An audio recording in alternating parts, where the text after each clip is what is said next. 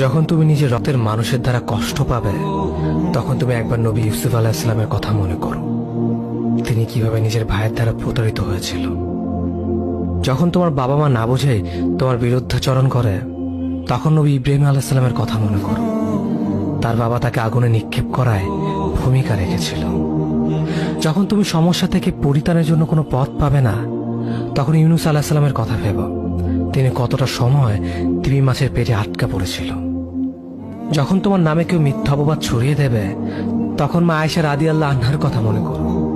তার নামে পুরো শহর জুড়ে কুৎসা রচনা করা হয়েছিল।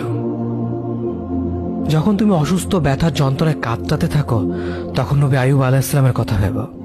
তিনি ভয়ঙ্কর এক ভাইরাস জনিত রোগে আক্রান্ত হয়ে তোমার থেকে বেশি কষ্ট পেয়েছিল। যখন তুমি দিনের কোনো বিধান নীতিতে যুক্তি খুঁজে পাও না, তখন নবী নূহ আলাইহিস সালামের কথা ভেবো। তিনি কোনো প্রশ্ন ছাড়াই মরুভূমিতে নৌকা তৈরি করেছিল।